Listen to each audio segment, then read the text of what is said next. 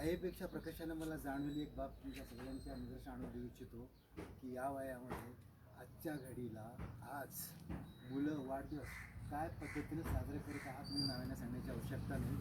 ते सगळं सोडून एक विधायक काम, एक जीवन देण्याचं काम आणि या पद्धतीनं आपला वाढदिवस साजरा करण्याचं हा विचार त्याच्यामध्ये आजच्या घडीला रुजला ना, त्या विचाराचं मला खूप आणि खूप अत्यंत आवडते.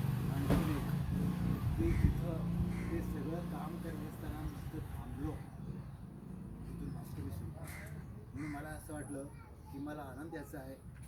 मी अनेक बाबीमध्ये काही जरी नाही करू शकलो तर भास्करच्या रूपानं एक माणूस मला उभा करता आला याचा मला खूप अभिमान वाटतो.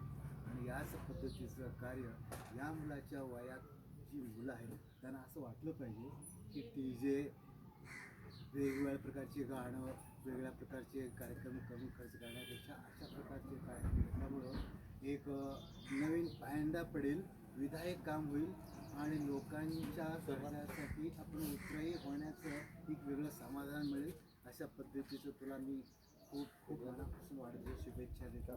आणि अशाच पद्धतीचं व्यवस्थित काम तू एकटाच नाही तर अनेक मित्रापर्यंत तुझं ह्या कामातून मध्ये जाईल आणि अशाच प्रकारचं काम कोल्हावडीमध्ये एक विधायक कामाला सुरुवात झालेली आहे आणि असंच काम भविष्यात चालू होईल. अशा पद्धती तुला पुन्हा एकदा खूप खूप लाभाच्या शुभेच्छा. तुला मनापासून खूप खूप